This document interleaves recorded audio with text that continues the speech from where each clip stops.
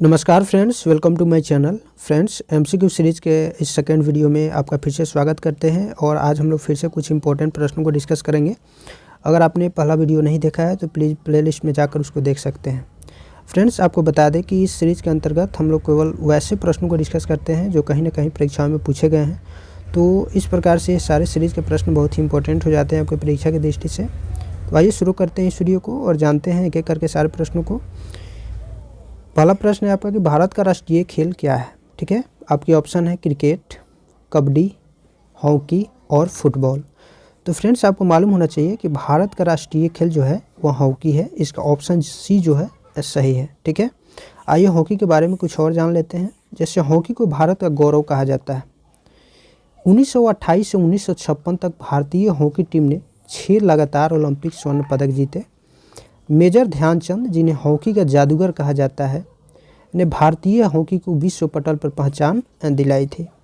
ध्यानचंद की hockey stick को देखकर एक बार जर्मनी के तानाशाह हिटलर ने उनकी स्टिक चेक करने का आदेश दिया था, क्योंकि उनकी स्टिक को चुंबकीय कहा गया था।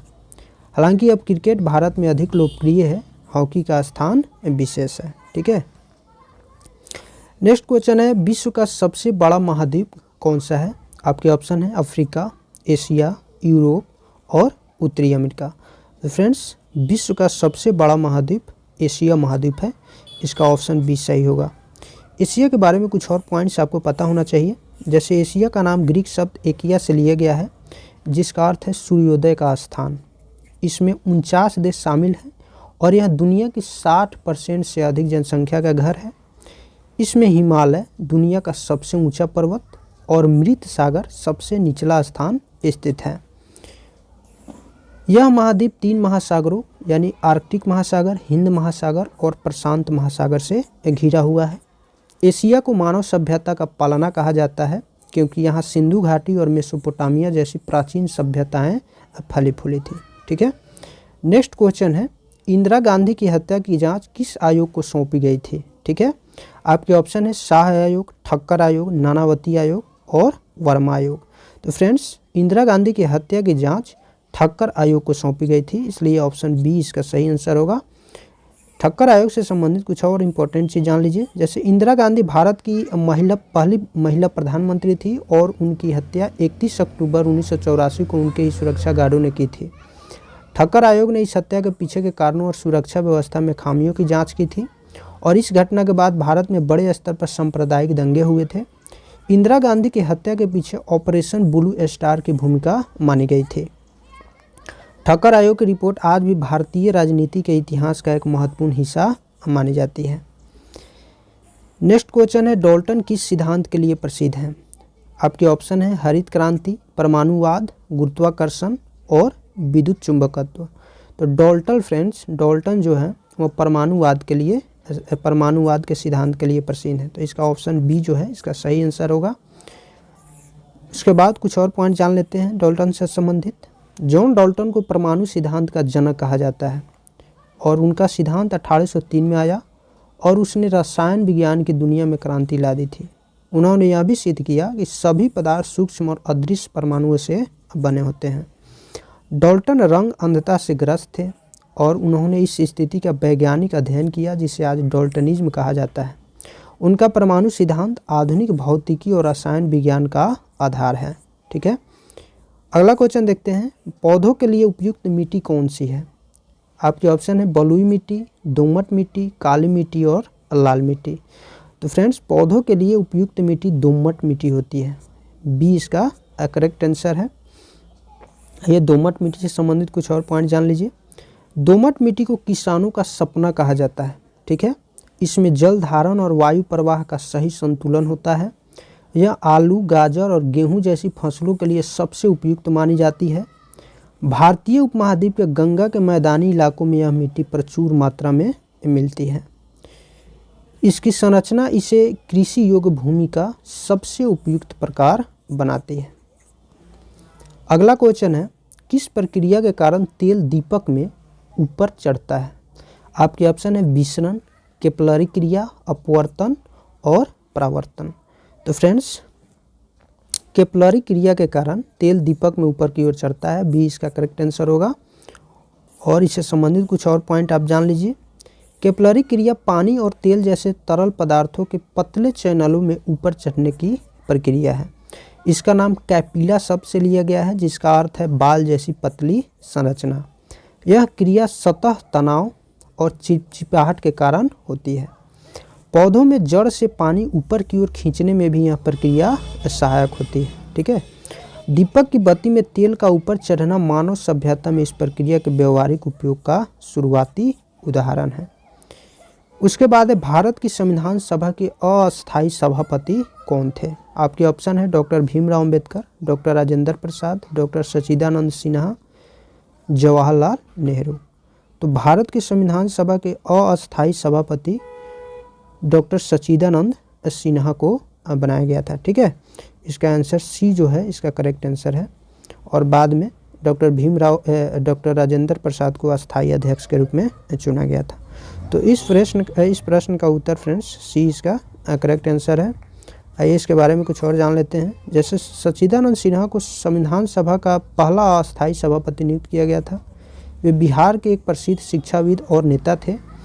अस्थायी सभापति के रूप में उनका कार्यकाल 9 दिसंबर 1946 को आरंभ हुआ था और 9 से 11 दिसंबर के बीच इनका कार्यकाल चला, 9 से 11 दिसंबर 1946 तक। ठीक है। क्योंकि 11 दिसंबर 1946 को डॉक्टर राजेंद्र प्रसाद को अस्थायी अध्यक्ष के रूप में चुन लिया गया। उनके बाद डॉक्टर राजेंद्र प्रसाद को अस्थायी अध्यक्ष चुना गया और यह सभा स्वतंत्र भारत के संविधान को तैयार करने में मुख्य भूमिका निभाई थी। अगला क्वेश्चन है भारत का राष्ट्रीय खेल हॉकी क्यों है।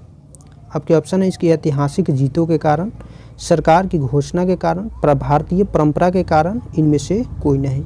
तो फ्रेंड्स इसकी ऐतिहासिक जीतों के कारण भारत का राष्ट्रीय खेल हॉकी को माना गया है। ठीक है। ये इसका सही आंसर है। आइए इसके बारे में कुछ और जानते हैं। देखिए भारतीय हॉकी टीम ने 1928 से 1956 तक 6 ओलंपिक स्वर्ण पदक जीते। ध्यानचंद ने अकेले 3 ओलंपिक में 33 गोल किए थे। 1936 के बर्लिन ओलंपिक में भारतीय टीम ने जर्मनी को 8-1 से हराया था और यह खेल भारतीय टीम वर्क और कौशल का प्रतीक बन गया था। आज हॉकी में सुधार और पुनरुत्थान के लिए विभिन्न प्रयास किए जा रहे हैं। अगला क्वेश्चन है गांधी सागर बांध किस नदी पर स्थित है। नर्मदा, चंबल, गोदावरी और गंगा। तो गांधी सागर बांध फ्रेंड्स चंबल नदी पर है। इसका करेक्ट आंसर बी होगा, बी इसका सही उत्तर होगा। आइए इसके बारे में कुछ और जानते हैं। जैसे गांधी सागर बांध मध्य प्रदेश और राजस्थान की सीमा पर स्थित है। इसे 1960 में शुरू किया गया और यह चंबल नदी पर बना है। यह बांध जल विद्युत उत्पादन और सिंचाई के लिए उपयोगी है। इसके निर्माण के दौरान कई तकनीकी चुनौतियों का सामना किया गया था और इसके आसपास का क्षेत्र एक सुंदर वन्यजीव अभयारण्य है। नेक्स्ट क्वेश्चन है वायुमंडल में तारे क्यों झिलमिलाते हैं। आपके ऑप्शन है अपवर्तन के कारण, प्रवर्तन के कारण, वायु दाब के कारण और वायुमंडलीय घर्षण के कारण। तो फ्रेंड्स वायुमंडल में तारे क्यों झिलमिलाते हैं, तो यह प्रकाश के अपवर्तन के कारण झिलमिलाते हैं। इसका ऑप्शन ए सही होगा। आइए इसके बारे में कुछ और जान लेते हैं। जैसे तारे झिलमिलाते हैं क्योंकि उनकी किरणें वायुमंडल में अपवर्तन से गुजरती है। वायुमंडल की परतें अलग अलग घनत्व की होती हैं जो प्रकाश को मोड़ देती हैं, जैसे विरल से सघन, सघन से विरल। ठीक है। और यह प्रक्रिया उन्हें क्षण क्षण में चमकदार और धुंधला बनाती रहती है। तारे वास्तव में झिलमिलाते नहीं हैं, बल्कि यह पृथ्वी से देखने पर ऐसा प्रतीत होता है। चंद्रमा और ग्रह झिलमिलाते नहीं क्योंकि वे विस्तृत सतह से प्रकाश देते हैं। ठीक है। उसके बाद अगला क्वेश्चन है हरित क्रांति के जनक कौन थे। आपके ऑप्शन है नॉर्मन बोरलॉग, एम.एस. स्वामीनाथन, वान महोत्सव और रिचर्ड लेमन। ठीक है। तो हरित क्रांति के जनक फ्रेंड्स नॉर्मन बोरलॉग थे पूरा विश्व स्तर पर, और भारत में देखें तो एम.एस. स्वामीनाथन को माना जाता है। लेकिन इस क्वेश्चन में सीधे पूछा गया हरित क्रांति के जनक के रूप में थे नॉर्मन बोरलॉग होगा। इसका आंसर ये होगा। ठीक है। आइए इनके बारे में कुछ और जान लेते हैं। जैसे नॉर्मन बोरलॉग को हरित क्रांति के जनक के रूप में जाना जाता है। उन्होंने 1960 के दशक में गेहूँ और चावल की उच्च उत्पादकता वाली किस्में विकसित की थी और भारत में हरित क्रांति का नेतृत्व एम.एस. स्वामीनाथन ने किया था। हरित क्रांति ने भारत को खाद्यान्न संकट से बचाया और आत्मनिर्भर बनाया था। नॉर्मन बोरलॉग को 1970 में नोबेल शांति पुरस्कार से सम्मानित किया गया था। ठीक है। अगला क्वेश्चन है ऑप्टिक फाइबर का प्रयोग मुख्यतः किस में किया जाता है? आपके ऑप्शन है चिकित्सा, संचार, ऊर्जा और खाद्य उत्पादन। तो ऑप्टिक फाइबर का उपयोग संचार के लिए किया जाता है। इसका आंसर बी इसका सही उत्तर होगा। आइए इसके बारे में कुछ और जानते हैं। जैसे ऑप्टिक फाइबर के केबल्स में प्रकाश संकेतों के माध्यम से डेटा का प्रसारण होता है। यह तकनीक पारंपरिक तांबे के तारों की तुलना में 100 गुना तेज होती है। ऑप्टिक फाइबर का उपयोग इंटरनेट, टेलीफोन और टेलीविज़न प्रसारण में होता है। उसके बाद इन केबल्स में डेटा ट्रांसफ़र बिना किसी रुकावट और उच्च गुणवत्ता के साथ होता है। चिकित्सा में इसका उपयोग लेजर सर्जरी और एंडोस्कोपी के लिए भी किया जाता है। ठीक है, अगला क्वेश्चन देखते हैं। स्टील या आयरन पर जिंक की परत को क्या कहते हैं? Anodising, galvanising, tinning, painting.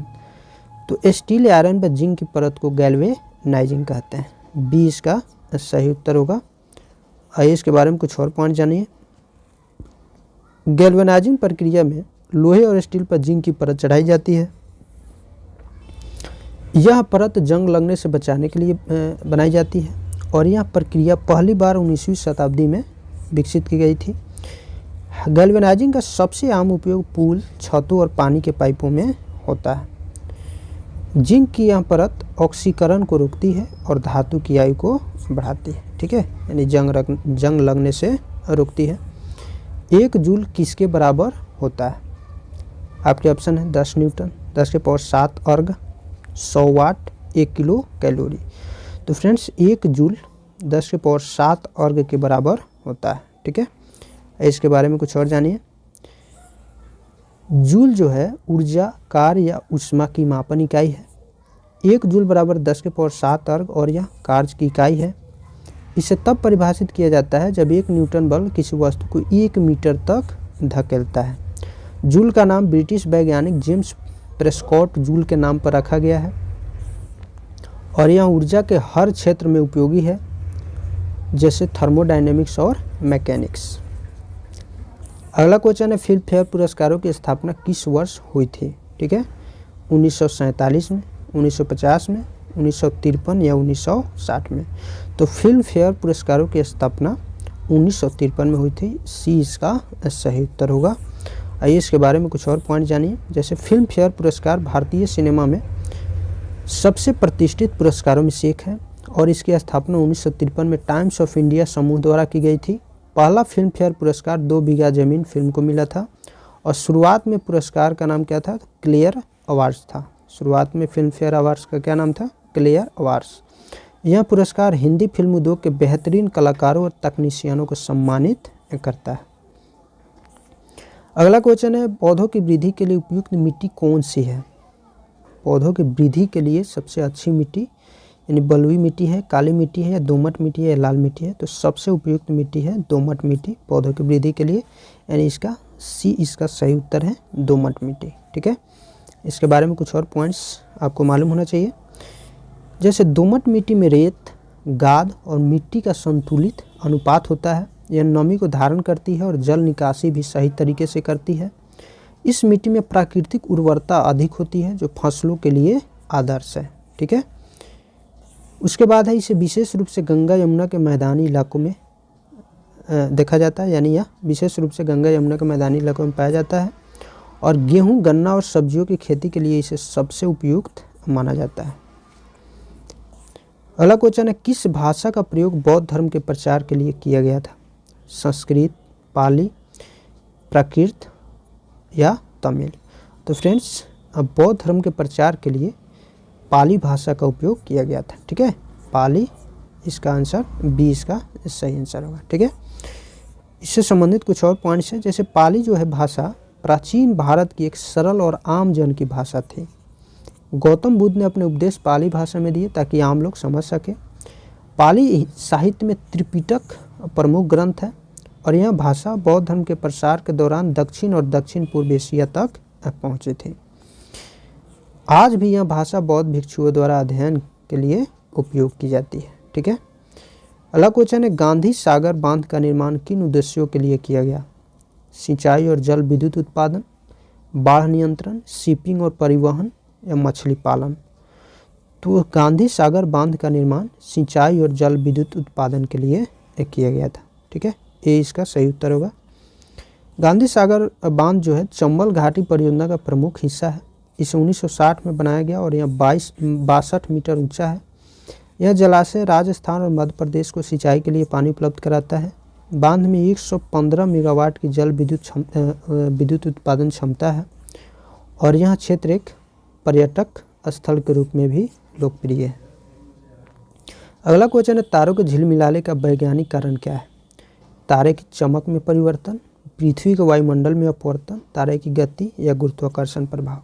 तो तारों के झिलमिलाने का वैज्ञानिक कारण फ्रेंड्स पृथ्वी के वायुमंडल में अपवर्तन है, यानी 20 का सही आंसर है। ठीक है, आइए इसके बारे में कुछ और पॉइंट जानिए। जैसे वायुमंडल की परतें विभिन्न घनत्व की होती हैं जो तारे के प्रकाश किरणों को मोड़ती हैं और यह प्रक्रिया प्रकाश के अपवर्तन के कारण होती है। तारे की झिलमिलाहट पृथ्वी की सतह से देखने पर अधिक होती है। अंतरिक्ष से देखने पर तारे झिलमिलाते नहीं हैं। इसका अध्ययन खगोलविदों द्वारा दूरबीनों में विशेष तकनीकों के माध्यम से किया जाता है। अगला क्वेश्चन है, आम्रपाली किसका एक प्रकार है? ठीक है, फूलों की प्रजाति है या आम की प्रजाति है या चावल की किस्म है या औषधीय पौधा है? तो आम्रपाली फ्रेंड्स आम की एक प्रजाति है, 20 का सही आंसर है। इसके बारे में कुछ और पॉइंट जान लीजिए। जैसे आम्रपाली आम जो है 1971 में भारतीय कृषि वैज्ञानिकों द्वारा विकसित किया गया था। यह दशहरी और नीलम आम की संकर किस्म है, यानी दोनों को मिलाकर इसको बनाया गया था। और आम्रपाली आम अपने मीठे स्वाद और छोटे आकार के लिए प्रसिद्ध है। इसे विशेष रूप से बागवानी उद्देश्यों के लिए उगाया जाता है और यह भारत के उष्णकटिबंधीय क्षेत्रों में व्यापक रूप से पाया जाता है। तो फ्रेंड्स इस वीडियो में बस इतना ही, फिर मिलेंगे हम लोग नेक्स्ट वीडियो में। तब तक के लिए हंसते रहिए, पढ़ते रहिए। जय हिंद।